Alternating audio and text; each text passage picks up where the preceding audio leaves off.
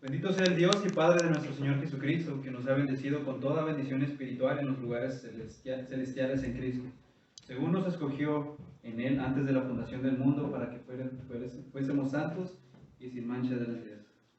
Buenos días, hermanos, bienvenidos todos sean a la casa del Señor. Es un gozo y es un privilegio que estemos aquí hoy reunidos para adorar y glorificar su nombre, porque solamente Él es digno. Amén. Amén. Y como anuncios, bueno, el día de mañana cumpleaños nuestro hermano Roberto Olivas, el lunes 7 de junio. Hermano, te deseamos un feliz cumpleaños y te mandamos un abrazo. Que Dios te bendiga. También recordemos, hermanos, que hoy se entrega la canasta de misericordia para que se acerquen con nuestra hermana Carmen. Para aquellos que, bueno, todos, ¿no? Todos tomamos un papelito con un dulce, así que creo que la gran mayoría va a traer, que trae algo de insumo para la canasta. Y por último, recordemos que hoy tenemos salida al Tigre, así que bueno, muchos de nosotros ya hicimos planes. Si tienen algún problema con el transporte, pues creo que hay suficientes medios, suficiente transporte como para poder transportarlos, para poder llevarlos al Tigre. Y esos serían todos los anuncios de esta mañana. Les voy a pedir que nos pongamos de pie para que adoremos y alabemos a nuestro Dios.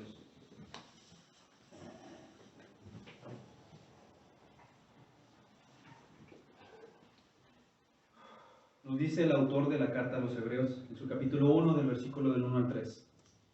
Dios, habiendo hablado muchas veces y de muchas maneras, en otro tiempo a los padres por los profetas, en estos postreros días nos ha hablado por el Hijo, a quien constituyó heredero de todo, y por quien asimismo hizo el universo, el cual, siendo el resplandor de su gloria y la imagen misma de su sustancia, y quien sustenta todas las cosas con la palabra de su poder, habiendo efectuado la purificación de nuestros pecados por medio de sí mismo, se sentó a la diestra de la majestad en las alturas. Hermanos, entonemos "Contempla a Dios".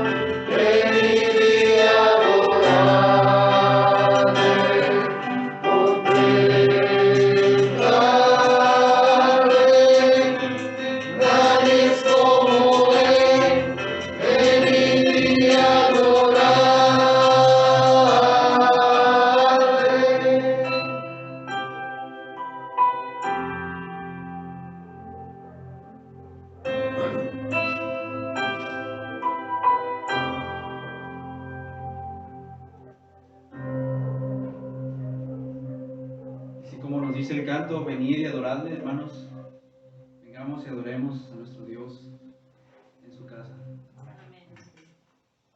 contemplando su majestad. Quiero pedir a mi hermano Ricardo si nos puede ayudar a leer Proverbios 28. Buenos días, hermanos. Buenos días. Señor bendiga su palabra. Proverbios antitéticos, o sea, la antítesis del mal declarada en estos proverbios, para la gloria de Dios. Es huye el impío sin que nadie lo persiga, mas el justo está confiado como un león. Por la rebelión de la tierra sus príncipes son muchos, mas por el hombre entendido y sabio permanece estable. El hombre pobre y robador de los pobres es como lluvia torrencial que deja sin pan. Los que dejan la ley alaban a los impíos, mas los que guardan contenderán con ellos. Los hombres malos no entienden el juicio, mas los que buscan a Jehová entienden todas las cosas. Mejor es el pobre que camina en su integridad que el de perversos caminos y rico. El que guarda la ley es hijo prudente, mas el que es compañero de glotones avergüenza a su padre. El que aumenta sus riquezas con usura y crecido interés, para aquel que se compadece de los pobres las aumenta. El que aparta su oído para no oír la ley, su oración también es abominable. El que hace errar a los rectos por el mal camino, él caerá en su misma fosa, mas los perfectos heredarán el bien. El hombre rico es sabio en su propia opinión, mas el pobre entendido lo escudriña. Cuando los justos se alegran, grande es la gloria, mas cuando se levantan los impíos, tienen que esconderse los hombres. El que encubre sus pecados no prosperará, mas el que los confiesa y se aparta alcanzará misericordia. Bienaventurado el hombre que siempre teme a Dios, mas el que endurece su corazón caerá en el mal. León rugiente y oso hambriento es el príncipe impío sobre el pueblo pobre. El príncipe falto de entendimiento multiplicará la extorsión, mas el que aborrece la avaricia prolongará sus días. El hombre cargado de la sangre de alguno huirá hasta el sepulcro, y nadie le detendrá. El que en integridad camina será salvo, mas el de perversos caminos caerá en alguno. El que labra su tierra se saciará de pan, mas el que sigue a los ociosos se llenará de pobreza. El hombre de verdad tendrá muchas bendiciones, mas el que se apresura a enriquecerse no será sin culpa. Hacer acepción de personas no es bueno, hasta por un bocado de pan prevaricará el hombre. Se apresura a ser rico el avaro, y no sabe que le ha de venir pobreza. El que reprende al hombre hallará después mayor gracia que el que lisonjea con la lengua. El que roba a su padre o a su madre y dice que no es maldad, compañero es del hombre destructor. El altivo de ánimo suscita contiendas, mas el que confía en Jehová prosperará. El que confía en su propio corazón es necio, mas el que camina en sabiduría será librado. El que da al pobre no tendrá pobreza, mas el que aparta sus ojos tendrá muchas maldiciones. Cuando los impíos son levantados, se esconde el hombre, mas cuando perecen, los justos se multiplican. Palabra de Dios. Hermanos, adoremos y demos alabanza a nuestro Dios, porque Él es bueno, porque Él es digno y porque Él es lleno de gracia. Nos dice el apóstol Pablo en su carta a los Gálatas, en su capítulo 6, del versículo del 12 al 14. Todos los que quieren agradar en la carne, estos os obligan a que os circuncidéis, solamente para no padecer persecución a causa de la cruz de Cristo. Porque ni aun los mismos que se circuncidan guardan la ley, pero quieren que vosotros os circuncidéis para gloriarse en vuestra carne. Pero lejos esté de mí gloriarme, sino en la cruz de nuestro Señor Jesucristo, porque en el mundo me es crucificado a mí y yo al mundo. Hermanos, ponemos el himno número 36 en el Monte Calvario.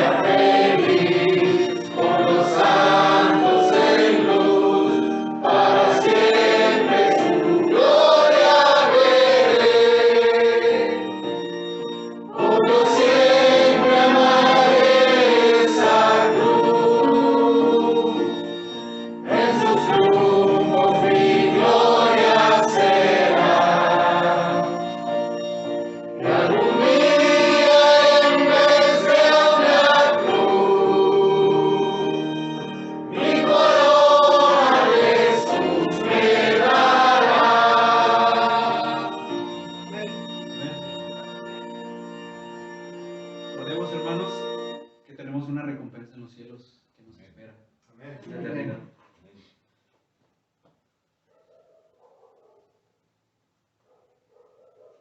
Lo dice el apóstol Pablo en su carta a los Colosenses.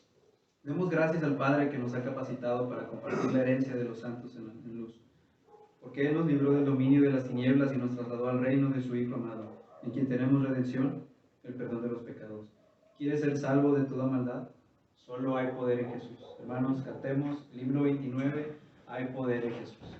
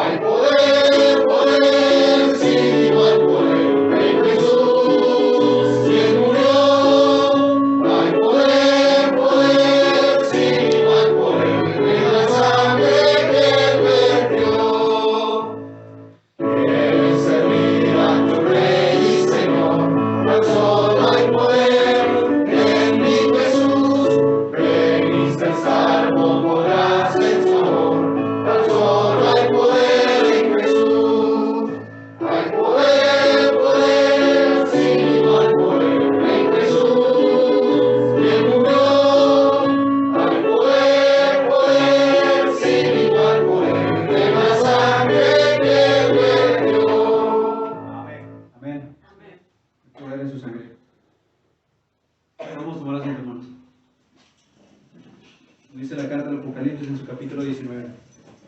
Y oí como la voz de una gran multitud, como el estruendo de muchas aguas, y como el sonido de fuertes truenos que decía: ¡Aleluya! Porque el Señor nuestro Dios Todopoderoso reina. También nos dice en el capítulo 5, el Cordero que fue inmolado, digno es de recibir el poder, las riquezas, la sabiduría, la fortaleza, el honor, la gloria y la alabanza. Hermanos, cantemos el himno número 59, Agnus Dei.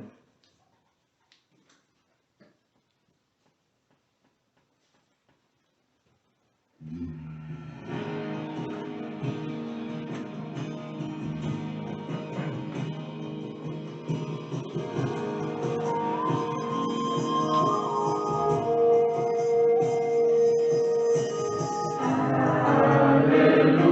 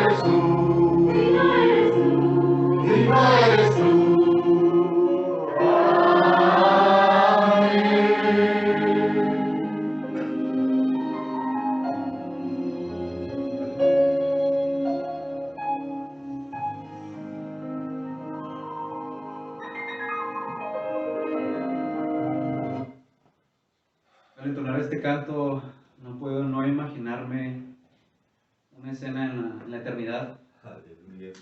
Amén. donde estemos cantando Aleluya, reinas tu poderoso Dios.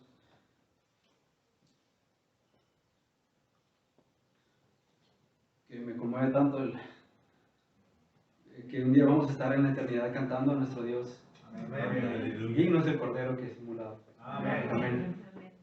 Amén. Es tiempo, hermanos, de que preparemos nuestros corazones para que atendamos a la palabra de Dios. En esta ocasión, nuestro hermano Jorge McFarland nos traerá la palabra.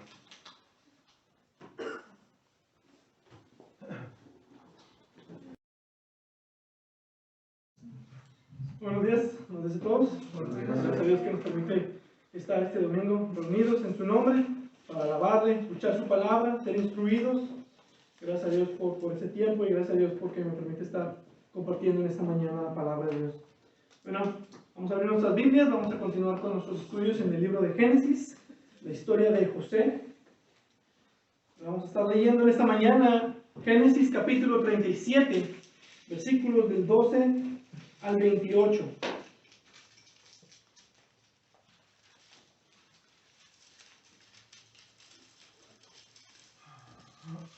Génesis capítulo 37, versículos del 12 al 28. Muy bien, dice la palabra de Dios. Después fueron sus hermanos a apacentar las ovejas de su padre en Siquem. Y dijo Israel a José: tus hermanos apacientan las ovejas en Siquem. Ven y te enviaré a ellos. Y él respondió: heme aquí. E Israel le dijo: ve ahora, mira cómo están tus hermanos y cómo están las ovejas, y tráeme la respuesta. Y lo envió del valle de Hebrón y llegó a Siquem. Y lo halló un hombre andando él errante por el campo, y le preguntó a aquel hombre, diciendo: ¿qué buscas? José respondió: busco a mis hermanos. Te ruego que me muestres dónde están apacentando. Aquel hombre respondió: ya se han ido de aquí, y yo les oí decir: vamos a Dotán. Entonces José fue tras sus hermanos y los halló en Dotán. Cuando ellos lo vieron de lejos, antes que llegara cerca de ellos, conspiraron contra él para matarle. Y dijeron el uno al otro: he aquí viene el soñador. Ahora pues, venid y matémosle y echémosle en una cisterna, y diremos: alguna mala bestia lo devoró, y veremos qué será de sus sueños. Cuando Rubén oyó esto, lo libró de sus manos y dijo: no lo matemos. Y le dijo Rubén: no derraméis sangre, echadlo en esa cisterna que está en el desierto, y no pongáis manos en él, por librarlo así de sus manos, para hacerlo volver a su padre. Sucedió, pues, que cuando llegó José a sus hermanos, ellos quitaron a José su túnica, la túnica de colores que tenía sobre sí, y le tomaron y le echaron en la cisterna. Pero la cisterna estaba vacía, no había agua en ella. Y se sentaron a comer pan, y alzando los ojos miraron, y he aquí una compañía de ismaelitas que venía de Galaad. Y sus camellos traían aromas, bálsamo y mirra, e iban a llevarlo a Egipto. Entonces Judá dijo a sus hermanos: ¿qué provecho hay que matemos a nuestro hermano y encubramos su muerte? Venid y vendámosle a los ismaelitas, y no sea nuestra mano sobre él, porque él es nuestro hermano, nuestra propia carne. Y sus hermanos convinieron con él. Y cuando pasaban los madenitas, mercaderes, sacaron ellos a José de la cisterna y le trajeron arriba, y le vendieron a los ismaelitas por 20 piezas de plata, y llevaron a José a Egipto. Séquese la hierba, cese la flor, mas la palabra del Señor permanece para siempre. Amén. Vamos a orar. Padre bendito y amado, gracias te damos por esta preciosa mañana. Gracias porque podemos ser instruidos por medio de tu palabra, podemos ser alentados de tu soberanía y tu providencia. Poder ver en estas historias, en tu palabra, poder ver cómo tú obras en la historia, cómo tú obras a través de tus siervos. A pesar de que tu pueblo pueda estar haciendo las cosas mal, tú vas a obrar tu voluntad, que es buena, perfecta y agradable. Ayúdanos a entenderlo y ayúdanos a verlo a través de esta historia de José. Háblanos en esta mañana. Tu Espíritu Santo sea con cada uno de nosotros, sea conmigo al exponer. Estamos en tus manos, en el nombre precioso de Cristo. Amén. Amén. Bueno, la gran lección o el tema central en la historia de José es la providencia de Dios. Dios obrando providencialmente. Y el ejemplo de José nos enseña que cuando todo aparenta ir mal para el pueblo de Dios, el Señor aún está obrando para bien. Él continúa avanzando su plan redentor. La Confesión Bautista de Fe de 1689 nos da una definición de la providencia en su capítulo 5 y dice: Dios, el buen creador de todo, en su infinito poder y sabiduría, sostiene, dirige, dispone y gobierna todas las criaturas y cosas, desde la mayor hasta la pequeña, por su sapientísima y santísima providencia, con el fin para el cual fueron creadas, según su presciencia infalible y el libre e inmutable consejo de su propia voluntad, para alabanza de la gloria de su sabiduría, poder, justicia, infinita bondad y misericordia. Esta declaración primero nos dice que el Dios Todopoderoso es soberano sobre todo, aún incluso, dice, de los eventos y de las criaturas más pequeñas. Esto nos debe dar esperanza en una situación como la que vivimos en estos tiempos, en la pandemia, porque aún el coronavirus está bajo el control del Dios soberano. Puede parecer que en este mundo que reina el caos, reina la maldad, se sienta en su trono, que el pecado tiene poder. Sin embargo, la Biblia enseña que todos los asuntos del universo son dirigidos por un Dios supremamente sabio y santo. Pablo dice que Dios obra todas las cosas conforme al consejo de su voluntad. Y la Biblia no exagera en los absolutos. Y noten que dice todas las cosas. Él obra todas las cosas conforme al consejo de su voluntad. Y si hay una historia que nos haya hecho preguntar, ¿cuál es el plan de Dios en esto? ¿Qué está pensando hacer Dios con esto? Cuando su plan involucra gran pecado y pruebas perplejas, nos hacemos estas preguntas. Y con esto podemos pensar en la historia de José. Y a lo mejor una segunda historia en la que puedes estar pensando es la historia de tu propia vida. Y si lo haces, si has observado la traición hecha a José, su asalto, su esclavitud, sin embargo, podrás permanecer firme en cuanto a Dios. Podrás discernir la mano soberana de Dios que al final de todo, al final, cuando vemos todas las obras de Dios sean manifiestas, podremos decir de Él lo que una vez dijeron de Jesús: todo lo ha hecho bien. Y de hecho la historia de José presenta todo el mensaje de la Biblia de una forma miniaturizada, de forma pequeña. La Biblia comienza con Adán y como José comienza su vida con gloria y honor y gran estatus, pero luego entró el pecado y echó a Adán al pozo de la corrupción y condenación. De la misma forma José será puesto a esclavitud y desesperanza. Al final de todo, José será elevado a la gloria más alta terrenal, así como la Biblia enseña que los creyentes están destinados a ser herederos de gloria juntamente con Cristo, nos dice Romanos 8:17. Y en todo esto, Dios revelará la gloria de su sabiduría, poder, justicia, bondad y misericordia. Y comenzando del versículo 12, continuamos la historia de José con sus hermanos pastoreando las ovejas de su padre cerca de Siquem. Versículo 12 dice: después fueron sus hermanos a apacentar las ovejas de su padre en Siquem. Ahora, para entender el contexto de esto, debemos recordar algo acerca de Siquem. Hace algunos capítulos atrás, hace unos cuantos años atrás en la historia, el príncipe de Siquem violó a la hija de Jacob, a Dina, y dos de sus verdaderos hermanos, Simeón y Leví, buscando venganza, cometieron asesinato masivo. Recordarán la historia. Y su padre Jacob tenía preocupación por cómo se habían estado comportando, cómo José les había estado reportando el mal comportamiento de ellos, y envía a José, versículo 13. Y dijo Israel a José: tus hermanos apacientan las ovejas en Siquem, ven y te enviaré a ellos. Ahora es entendible por qué Jacob quería noticias de sus hijos rebeldes. Lo que no es entendible es por qué mandaría a José a solo con ellos al desierto y pensar que ellos lo tratarían bien, después de que han dejado muy en claro cuánto lo odiaban. Pero José responde con esa obediencia que está pronta para la obra, que ha ganado la confianza de su padre. Versículo 13 le respondió: heme aquí. Aquí estoy, padre. ¿Qué hago? Ahora recordarán que el propósito de la túnica larga de colores de José era de hacerlo representante de su padre, ponerlo como superior sobre sus hermanos. Y a pesar de su ignorancia, tal vez del odio de sus hermanos, a lo mejor sabía y no le daba mucha importancia al respecto, pero a pesar de esto, él muestra una actitud de obediencia. Él está listo para ir y para obedecer a su padre. Y entonces Jacob le asigna la misión, versículo 14. E Israel le dijo, ve ahora, mira cómo están tus hermanos y cómo están las ovejas, y tráeme la respuesta. Tráeme el reporte que me has estado dando, le dice. Ahora, José posteriormente en este capítulo había recibido sueños, los vimos la sesión pasada, y estos sueños mostraban una supremacía, no solo hacia sus hermanos, pero también sobre su padre y su madre. Y no vemos en él alguna arrogancia, no vemos que responde a su padre de vuelta, no, él tiene gracia de sumisión.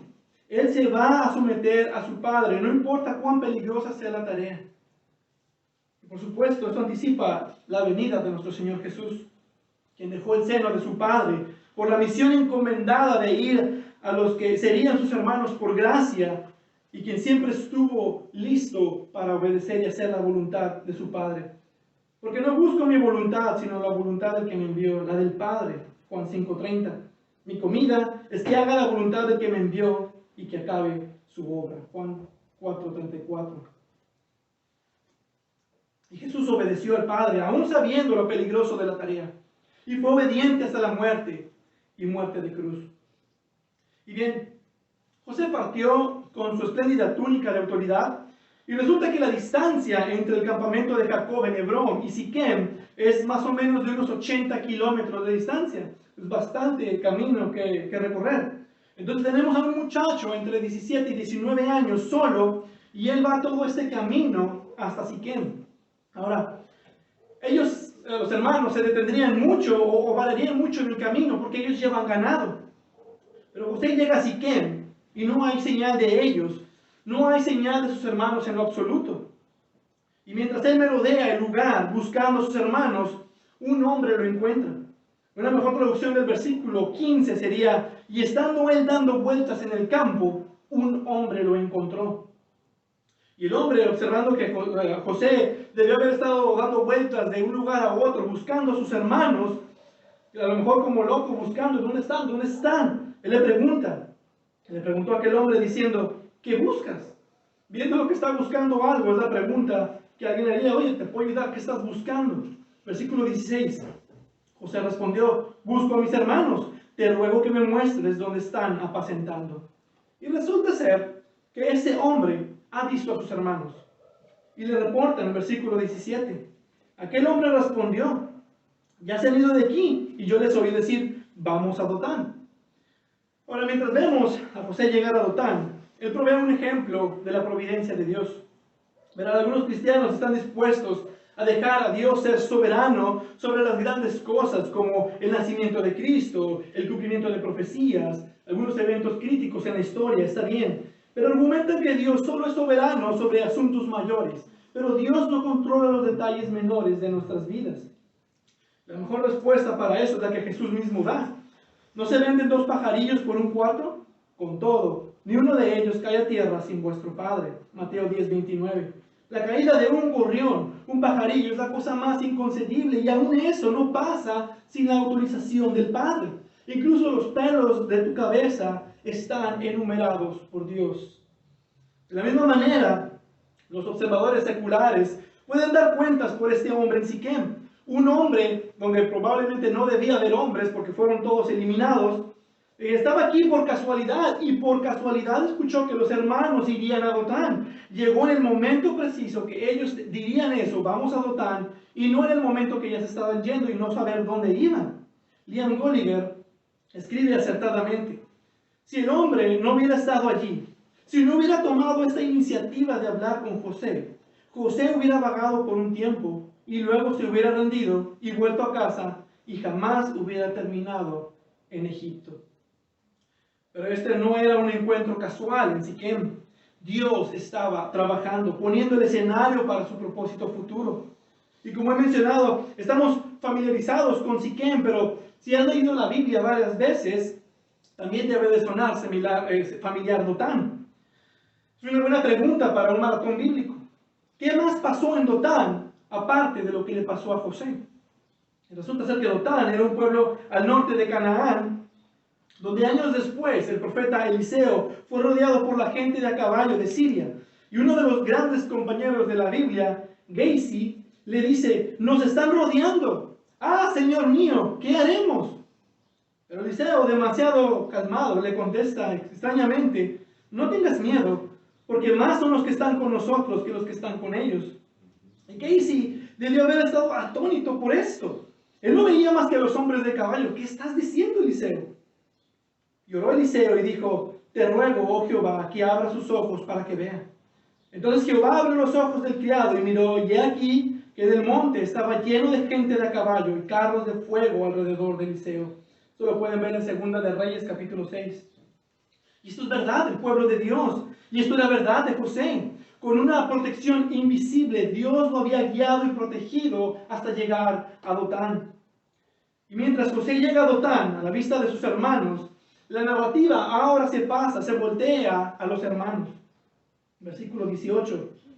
Cuando ellos lo vieron de lejos, antes de que llegara cerca de ellos, conspiraron contra él para matarle. Ahora, una de las razones por las que José podía ser identificado a distancia era por su espléndida túnica que tenía. Y al mismo tiempo, era un recordatorio para los hermanos de por qué lo odiaban tanto. Versículo 19, y dijeron el uno al otro, he aquí viene el soñador, ahora pues venid y matémosle. El plan que ellos están discutiendo aquí, mientras José inocentemente se está acercando a ellos, era muy simple. Era un plan muy sencillo. El área en el que estaban era un lugar rodeado por cisternas que aún hoy pueden verse en esta área. Estas eran cavadas en los suelos con piedras y tenían como forma de botella. Eran grandes contenedores para agua. Estaban anchos por abajo, pero eran estrechos por arriba.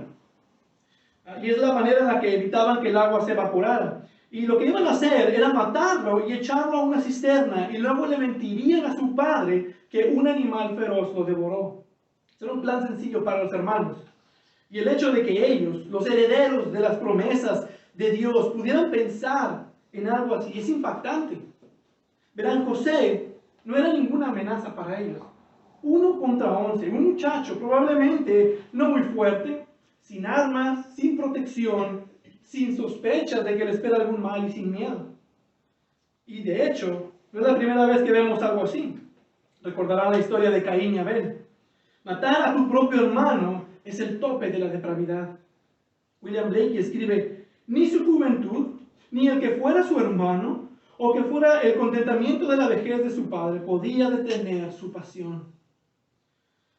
Así que el hecho de que los hijos de Jacob, los bisnietos de Abraham, herederos de la promesa, que puedan planear y cometer este tipo de pecado, nos recuerda de lo que el pueblo de Dios, lo que nosotros también podemos ser capaces de hacer.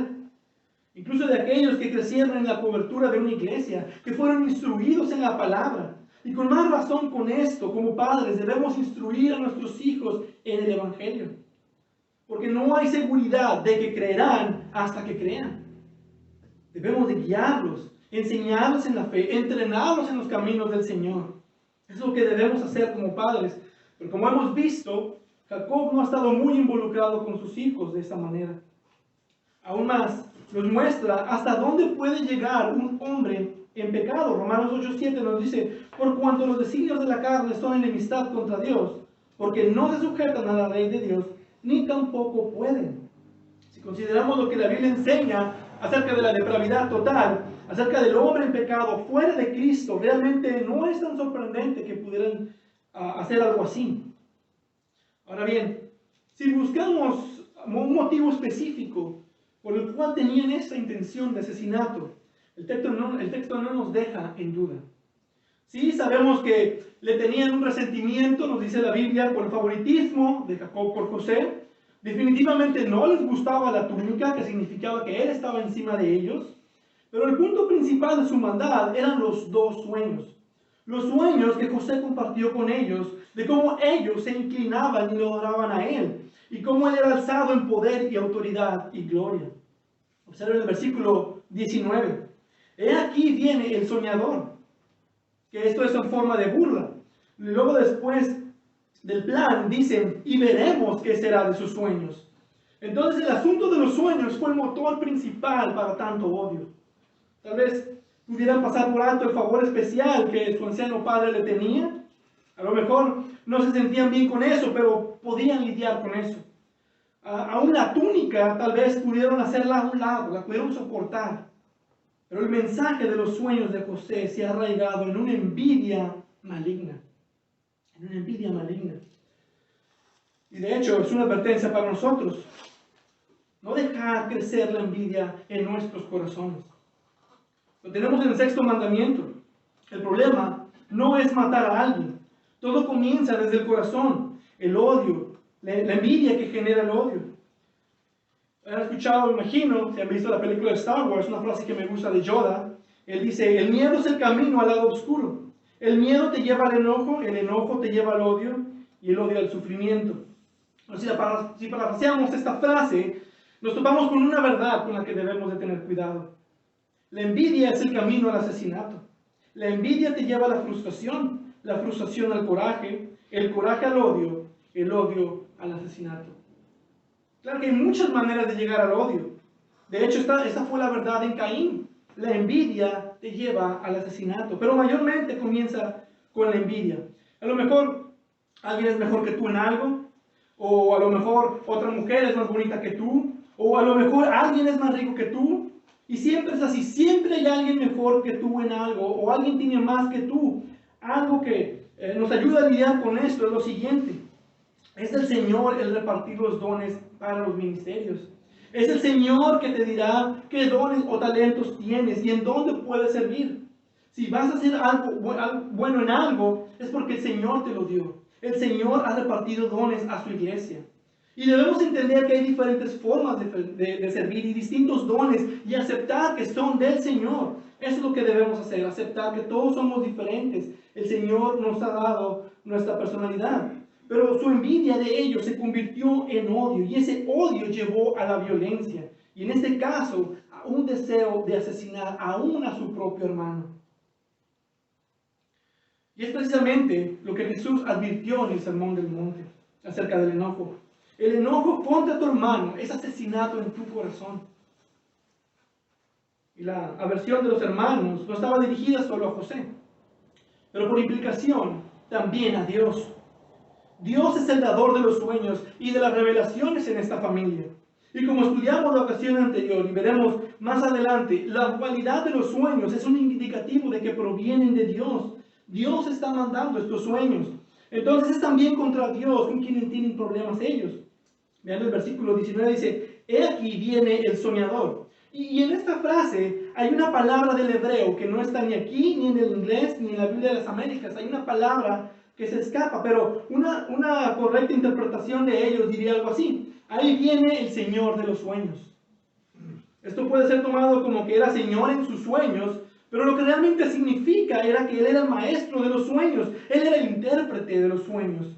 Y esta es la característica por la cual se le recuerda a José, el intérprete de sueños. Entonces lo que también odiaban era la marca especial de superioridad que Dios había puesto sobre él. Estos sueños indicaban un favor de Dios para él. James Boyce escribe, si los sueños eran de Dios, como los hermanos sospechaban y temían, estaban reconociendo que Dios había elegido a José para ciertos favores terrenales. José definitivamente no era como ellos. Él era piadoso, temeroso de Dios. Y en parte lo odiaban también por eso. Pero aquí, por este texto, también hay odio porque Dios lo escogió a él para una posición futura de una especial prominencia.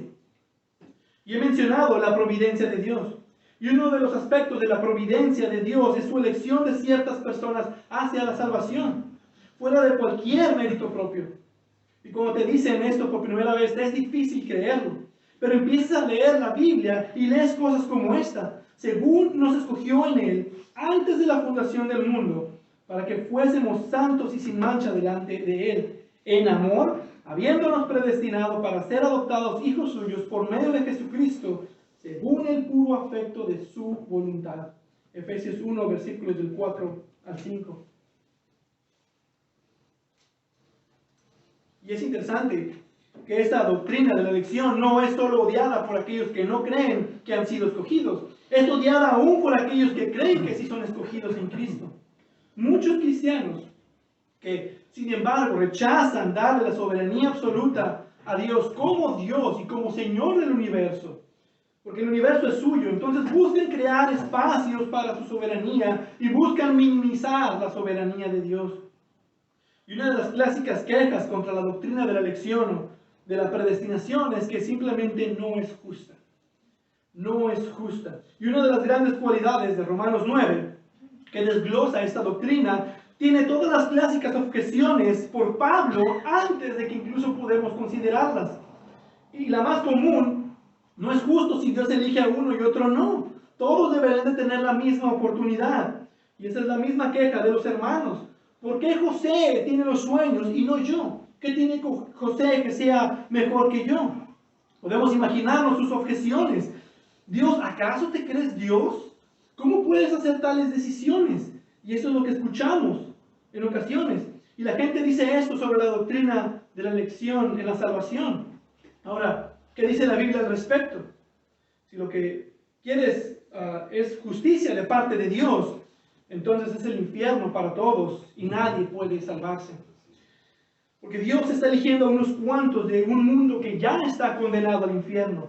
Escucha, lo último que queremos de Dios es su justicia. Lo que clamamos es por su misericordia. Amén. Y déjame corregir esto. Claro que clamamos por justicia, pero de una persona en particular, la justicia de nuestro Señor Jesucristo. Esa debe de ser nuestra oración. Dios, ten misericordia de mi pecador. Cristo, vísteme de tu justicia. Pero en lugar de eso, piden, dame lo que merezco. Y si escuchan a alguien orar así, tienen que pararlo en seco. Tienen que decirle, no, tú no quieres eso. Su alma está en grave peligro. No deben dejar que diga eso. Dame lo que merezco. Porque merecemos el infierno. Y lo que necesitamos es la misericordia de Dios. Pablo deja en claro que la salvación es por gracia. En naturaleza, es por gracia. Es por la misericordia de Dios. Y por definición es soberana. Tendré misericordia del que yo tenga misericordia. Y me compadeceré del que yo me compadezca. Entonces, este pensamiento de Dios a José es lo que llevó a los hermanos a querer asesinarlo. Y bien, todo este plan de los hermanos surge mientras José se está acercando apenas a sus hermanos. Y la persona que menos esperaríamos interviene para que le perdonen la vida. Rubén, el hijo más grande, el que tenía más razón para odiar a José, el que tenía más que perder por su ascendencia, es el que viene e interviene. A lo mejor porque siente culpa por ese terrible pecado que cometió cuando intentó usurpar el lugar de su padre teniendo sexo con la concubina de su padre. O tal vez la intención de quedar bien con su padre, siendo que quien sea él quien lo traiga bien. Bueno, sin importar la razón, él habla en contra de este plan. Versículo 21. Cuando Rubén oyó esto, lo libró de sus manos y dijo, no lo matemos. Y les dijo Rubén, no derraméis sangre, echadlo en esta cisterna que está en el desierto y no pongáis mano en él. Ahora, esto no es de aplaudirle a Rubén. Su idea es solamente un poco mejor que la de los hermanos. Bajo este nuevo esquema, José aún va a morir, solo que más lentamente. En otras palabras, no lo matemos nosotros, dejemos que el tiempo lo mate. Vamos a dejarlo ahí en la cisterna hasta que muera. Pero algo bueno que tiene es que hace notar el no derramar sangre. Y el texto sí dice que al confrontar a sus hermanos con esta idea, dice, lo libró de sus manos. Y de hecho, a pesar del plan siendo como era, el versículo 22 nos da la verdadera intención de lo que Rubén tenía planeado hacer. Por librarlo así de sus manos para hacerlo volver a su padre. En otras palabras, su plan era convencer a sus hermanos de dejarlo ahí a morir y luego regresar por él para llevárselo a su padre sano y salvo. Procuró cancelar parcialmente un mal con otro mal. Pero como veremos más adelante, esto fracasó rotundamente. Y esta idea fue atractiva para los hermanos, era un buen plan, y estando todos de acuerdo, llega José. Versículo 23. Sucedió pues que cuando llegó José a sus hermanos, ellos quitaron a José su túnica, la túnica de colores que tenía sobre sí, y le tomaron y le echaron en la cisterna. Ahora, este pasaje habla de violencia.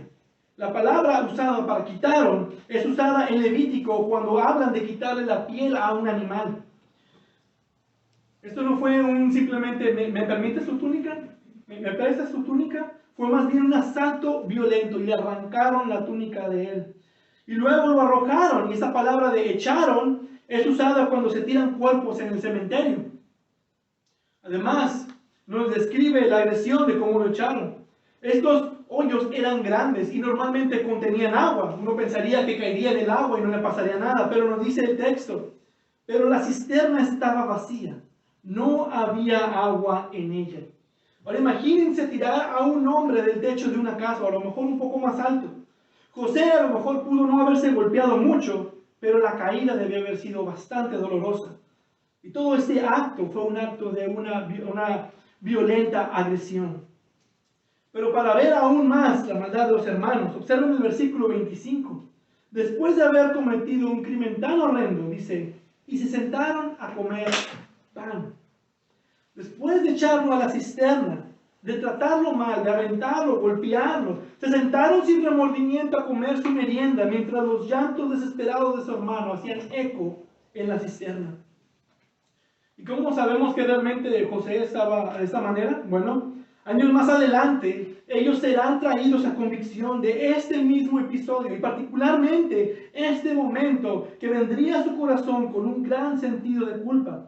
Si nos vamos al futuro de la narrativa, Génesis 42, 21, cuando ellos se dicen el uno al otro, ¿por qué vimos la angustia de su alma cuando nos rogaba y no lo escuchamos? Porque vimos la angustia de su alma cuando nos rogaba y no lo escuchamos. Donald Barnhouse dice esto: un físico puede calcular el tiempo exacto que requería para que los llantos de José llegaran a 25 yardas a los oídos de sus hermanos. Pero tomó 22 años para que ese mismo llanto llegara de sus oídos a sus corazones. Wow. Y podemos pensar, pobre de José, tirado en la cisterna, dejado a morir. Podemos a lo mejor verlo golpeando la pared de desesperación, gritando, llorando por sus hermanos que lo ayudaran. Porque eran anchos de abajo y angostos de arriba, entonces no había manera en la que él pudiera escalar. Y grita y llama a sus hermanos con angustia, sus nombres sonando: Leví, Judá, Simeón, ayúdenme, como eco lejano por el pequeño hoyo. Y ninguno de sus 11 hermanos le respondía. Es una triste escena, pero esta malicia puesta sobre José por los suyos anticipa, por supuesto, la manera en la que Jesús sería rechazado por los suyos, los judíos. Juan 1:11 nos dice: a los suyos vino y los suyos no le recibieron. Es lo mismo que le pasó a José. Frederick B. Mayer hace una comparación y comenta sobre la similitud entre los llantos de José en la cisterna y los de Jesús en el huerto de Getsemaní. La angustia del alma de José nos recuerda del fuerte llanto y lágrimas corriendo por el corazón humano de Jesús, por el cercano sufrimiento que le venía, como chivo expiatorio de nuestra raza. Esta es la situación de José, despreciado por sus hermanos, encerrado en una cisterna, porque Dios tenía un plan mejor.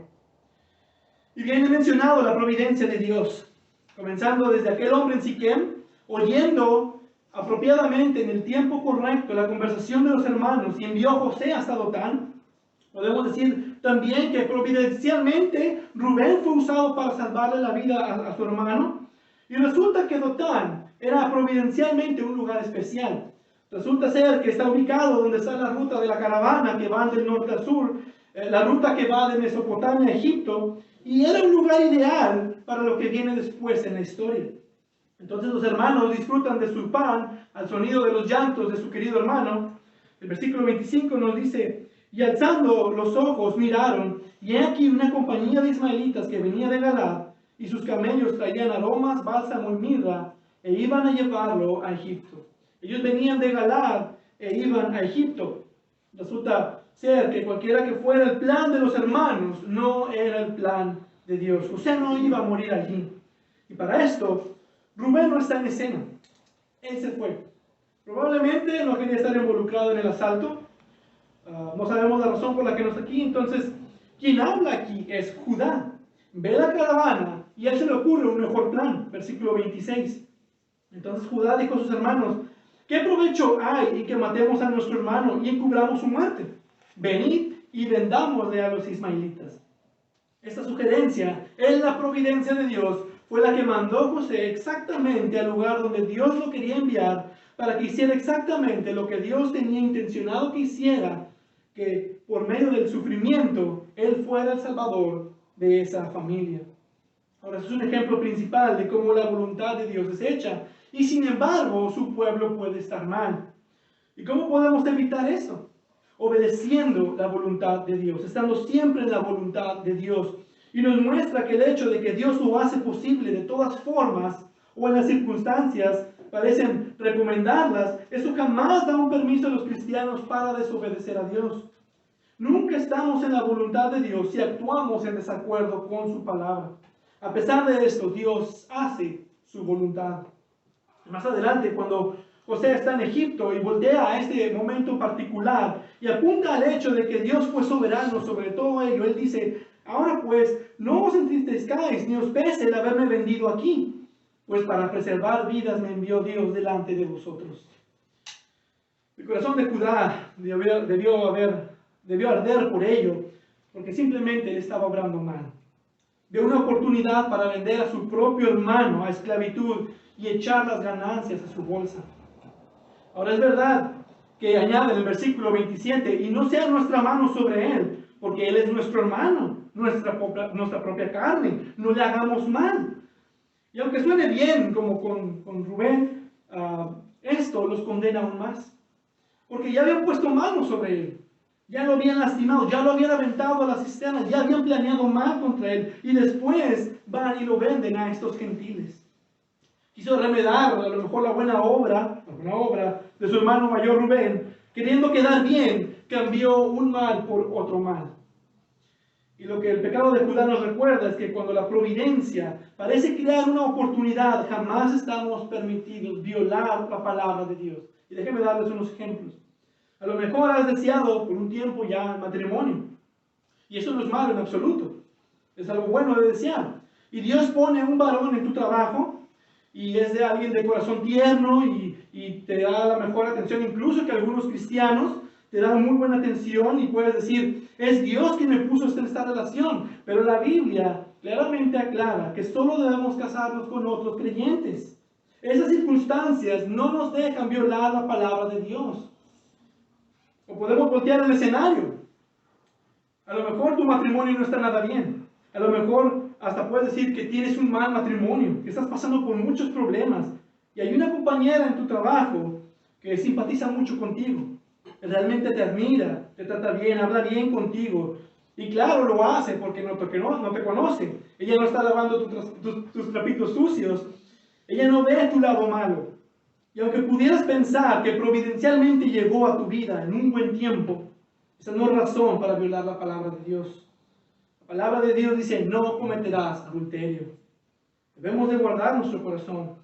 Y podemos meter todo tipo de categorías: divorcio, maquillar tus impuestos, copiar en el examen, todo tipo de situaciones que parecen providencialmente están bien, pero no nos da excusa de ir en contra de la palabra de Dios. Cualquiera que sea la voluntad de Dios en tu vida, si no estamos en su voluntad, si decidimos desobedecer su palabra, estamos obrando mal. Ahora, dada la gran ventaja de este nuevo plan de Judá, en primera, se deshacen de José, como bien querían, sin lastimarlo o matarlo, y encima de eso te pagan por ello. ¡Qué oferta! Y versículo 27 es obvio que ellos digan: sus hermanos convinieron con él. Por supuesto, es el plan original, nos deshacemos de José y aparte nos van a pagar. Era un buen plan. Versículo 28. Y cuando pasaban los madianitas, mercaderes, sacaron ellos a José de la cisterna y le trajeron arriba y le vendieron a los ismaelitas por 20 piezas de plata y llevaron a José a Egipto. Ahora, en este texto es interesante notar algo. Muchos estudiosos de la literatura han pensado sobre este intercambio entre madianitas e ismaelitas, y para muchos esto es una prueba de error en la Biblia. Están hablando de dos mitos distintos y la Biblia los trató de unificar y bueno, etcétera, etcétera, ponen excusas. Y como siempre es el caso, hay una simple explicación para esto.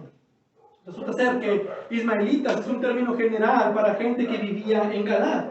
y viéndolos de lejos parecían ismaelitas, pero cuando se acercaron eran identificados más específicamente como madianitas. Otra explicación que apoya esta idea es que tanto Ismael como Madián son hijos de Abraham fuera del hijo de la promesa Isaac. Y los descendientes de Isaac llamaban intercambiablemente ismaelitas o madianitas. Un ejemplo de esto lo encontramos en Jueces 8. Entonces se refieren a los mismos pueblos y muy probablemente es que ambos grupos estaban asociados en aquella caravana. Y bien, ya sean ismaelitas o madianitas o ambos, a José no le importaba mucho quiénes eran. Él de todas maneras sería vendido a ellos como esclavo y sería llevado a Egipto. Y en el último versículo nos muestra que el valor de José puesto fue de 20 piezas de plata. Y ese es el mismo precio prescrito para la venta y compra de esclavos de esa misma edad por el código de Hammurabi durante ese mismo tiempo. De hecho, Moisés estableció posteriormente ese mismo precio por el valor de un muchacho de entre 5 y 20 años en Levítico 27:5. Y entre todas las similitudes que hallamos en la vida de José, al pensar en las 20 piezas de plata, como cristianos nos recuerda un precio más alto. El precio con el que Judas Iscariote traicionó a nuestro Señor Jesucristo.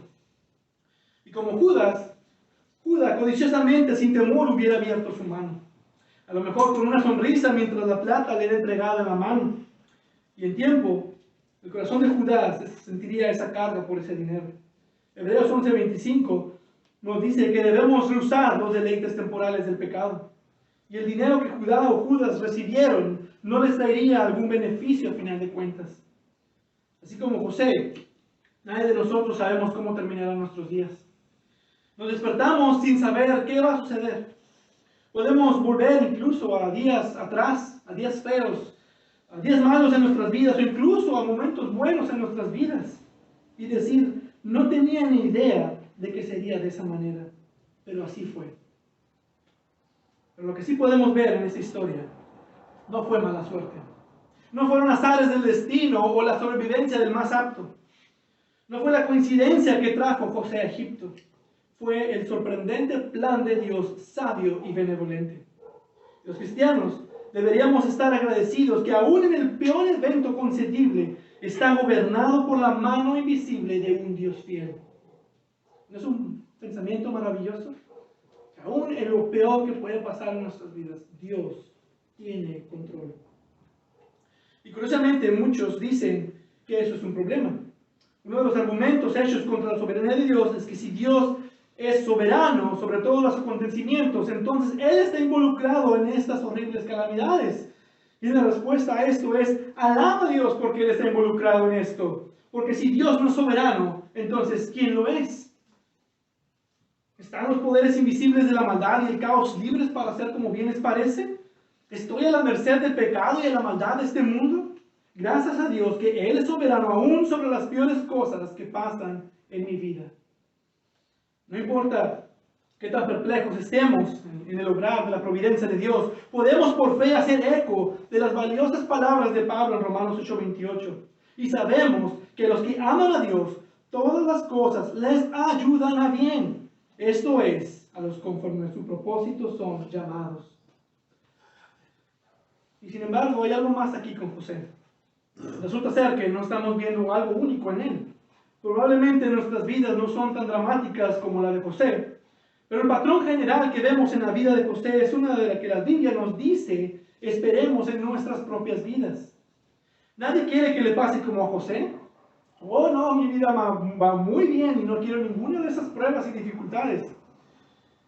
Pero déjame decirte que tienes que prepararte para ellas, porque como cristiano vendrán a tu vida. ¿Y por qué es esto? Porque hay lecciones en la fe, cosas que nuestro crecimiento espiritual necesita y que solo pueden ser aprendidas por medio de desilusiones y de pruebas. Y Dios tiene muchas lecciones que darnos por medio de las pruebas y de las dificultades. Aprender a esperar en el Señor, aprender a confiar en Él, aprender a depender más de Él, de necesitar a Cristo como un bebé necesita de su madre. Escuchen al apóstol Pedro en 1 de Pedro capítulo 1 versículo del 6 al 7. En lo cual vosotros alegréis, aunque ahora por un poco de tiempo, si es necesario, tengáis que ser afligidos en diversas pruebas, para que sometida a prueba vuestra fe, mucha más preciosa que el oro, el cual, aunque perecedero, se prueba con fuego, sea hallada en alabanza, gloria y honra, cuando sea manifestado Jesucristo. La Biblia claramente enseña que Dios nos hará atravesar por pruebas soberanamente orquestadas, quebrantamientos y desilusiones en nuestra vida para crecer en la fe, para aprender a caminar más con Cristo y a sujetarnos más de Él. Y aún más, Dios quiere usarnos para su obra. Dios tiene planes para tu vida, para su gloria. Hay buenas obras las que Dios ha predestinado, en las cuales debes andar, y Dios te está preparando para ellas. Porque para hacerlas vas a necesitar un carácter cristiano. ¿Y de dónde creen que Dios nos da este carácter cristiano? En eso que no nos gusta, en pruebas, en luchas, en dificultades, en tribulaciones, en desilusiones. Dios está obrando para bien. Y por esto Pablo dice que debemos gozarnos en nuestras tribulaciones, sabiendo que la tribulación produce paciencia, y la paciencia prueba, y la prueba esperanza. Romanos capítulo 5, versículo del 3 al 4. Y para terminar, mientras estudiamos el relato de José, si tenemos su historia en nuestras mentes, que no nos sorprenda cuando Dios haga cosas similares en nosotros. La llave de las pruebas es la lección que las pruebas contienen. Y eso es lo que también nos ayudará a soportar las pruebas. Es confiar en Dios, cuya mano no puede ser vista, pero que su palabra no fallará. Que Él es fiel. Y de hecho, Dios lo ha mencionado en este capítulo. Al final de cuentas, su voluntad será la que gobierne en la vida de José. Su palabra no fallará y nosotros debemos confiar en Él. Y como he mencionado, la experiencia de José en este oscuro capítulo es un reflejo de la experiencia de Cristo al salvarnos de nuestro pecado. Ya hemos visto algunos ejemplos. José y Jesús, ambos fueron obedientes en hacer la voluntad de su Padre. José y Jesús, ambos fueron rechazados por los suyos. José y Jesús, ambos fueron despojados de sus ropas. José en la cisterna es una imagen de Jesús en el Getsemaní. José vendido por 20 monedas, por 20 piezas de plata. Cristo es vendido por 30. Entre otras, y lo que nos enseña es que la historia de José es un preludio a una biografía mayor. La grande historia de redención. José eventualmente salvó a los suyos del hambre. Jesús salvó a los suyos, a sus ovejas, a su pueblo de la muerte. Esta historia es un bosquejo de lo que sería la venida del Mesías. Escuchen lo que dice F. Meyer. José fue traicionado por sus hermanos, Jesús por su amigo. José fue vendido por dinero, así también nuestro Señor. José fue en el tren de la captividad y de esclavitud. Jesús fue contado como transgresor. El crimen de los hermanos de José cumplió el plan divino, y la mano perversa de los crucificadores de Jesús cumplió el determinado consejo y anticipado conocimiento de Dios. Es la voluntad de Dios en el sufrimiento de Cristo, su sufrimiento por nosotros. Eso es lo que nos da la confianza que podemos tener de su soberanía sobre los sufrimientos de nuestra propia vida. Y podemos ver su fidelidad. Vemos sus intenciones y motivos en los sufrimientos preordenados en Cristo. Verán, la venta de José es terrible. Es un pecado desastroso, perverso, injusto. Pero hay un ejemplo desplegado públicamente para todos, una situación más perversa y oscura e incluso injustamente más grotesca, juzgado injustamente por lo civil y por lo religioso. Un inocente verdadero tratado como el peor criminal. Y eso fue la traición hecha a Jesús de Nazaret, su arresto, su crucifixión, la crucifixión de nuestro Señor. Como decía el título, no solo el rey de los judíos, como se burlaban, pero es el rey de reyes y el señor de señores. Un buen hombre, enseñando las cosas de Dios, haciendo buenas obras, milagros. Vino a ofrecerle salvación, redención eterna, y a él lo clavaron en una cruz. El peor suceso de la historia. El Hijo de Dios clavado en un madero como maldito, muriendo por la culpa de otros quienes vino a salvar. La peor injusticia de los hombres en este mundo fue la manifestación más gloriosa de la justicia de Dios. Me repito esto. La peor injusticia de los hombres en este mundo fue la manifestación más gloriosa de la justicia de Dios. Y todo esto fue por la providencia de Dios. Lo peor hecho en este mundo fue lo mejor que a este mundo le podía pasar. Y podemos confiar en Él. Podemos confiar en Él, que Él está preparando algo mejor en medio de todas las pruebas y de nuestras tribulaciones en esta vida. Todas las cosas que ha prometido, incluso eternidad con Jesús en gloria y bendición. Cosas que ojo no vio, ni oído yo, ni han subido en corazón de hombre, son las que Dios ha preparado para los que le aman. Amén. Vamos a orar. Padre bendito, la historia de José nos muestra un bosquejo de lo que sería la venida de tu Hijo. El anticipado plan que ya tenías en la eternidad, el pacto de gracia establecido desde antes a Jesús a venir como hombre, morir por nuestros pecados, clavado en una cruz, murió, fue sepultado y resucitó al tercer día según las Escrituras. Es la esperanza que tenemos. Tú tenías el total control en eso. Tú tenías control en la vida de José. Y a veces no podemos ver lo que tú también tienes el control en nuestras vidas. Tú también tienes el control. Tú eres soberano. A lo mejor no podemos verlo, pero eso no deja de ser verdad. Ayúdanos a verlo. Ayúdanos a tener esa fe que pueda ver tu mano. Así como también Casey pudo ver por la oración de Eliseo. Así también ayúdanos a ver tu mano.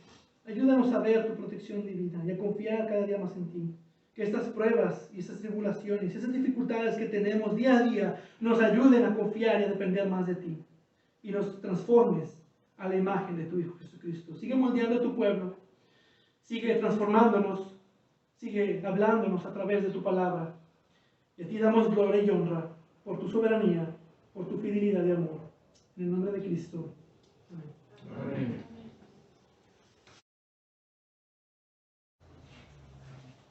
Hermanos, les voy a pedir que nos pongamos de pie para entonar el canto final.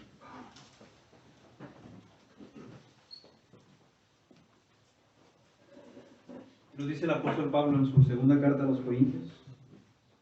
Y si todavía nuestro evangelio está velado, para los que se pierden está velado, en los cuales el Dios de este mundo ha cegado el entendimiento de los incrédulos, para que no vean el resplandor del evangelio y de la gloria de Cristo, que es la imagen de Dios. Porque no nos predicamos a nosotros mismos, sino a Cristo Jesús como Señor, y a nosotros como siervos vuestros por amor de Jesús. Pues Dios, que dijo que de las tinieblas resplandeciera la luz, es el que ha resplandecido en nuestros corazones para iluminación del conocimiento de la gloria de Dios en la faz de Cristo. Pero tenemos este tesoro en vasos de barro, para que la extraordinaria grandeza del poder sea de Dios y no de nosotros. Entonemos, hermanos, el último canto, el canto 34, muestra a Cristo.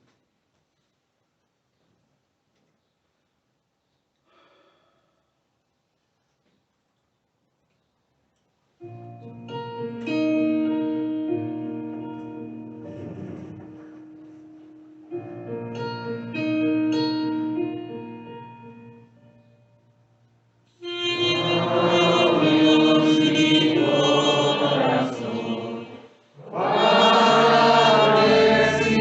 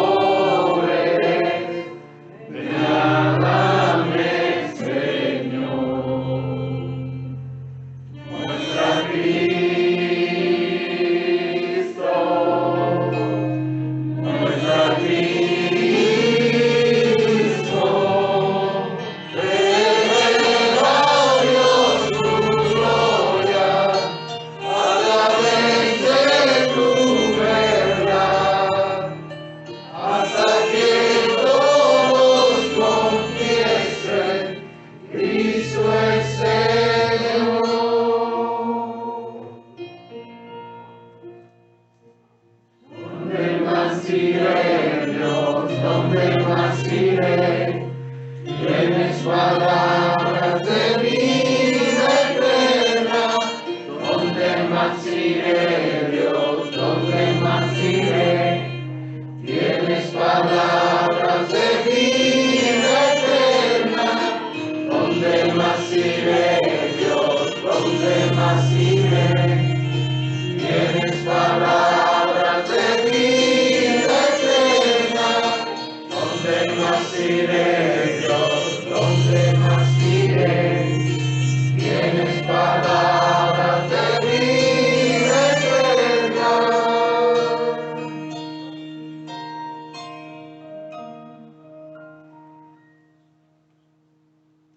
Nuestra Cristo, nuestra Cristo, nuestra Cristo, nuestra Cristo, revela, oh Dios, tu gloria a través de tu verdad, hasta que todos confiesen, Cristo es Señor.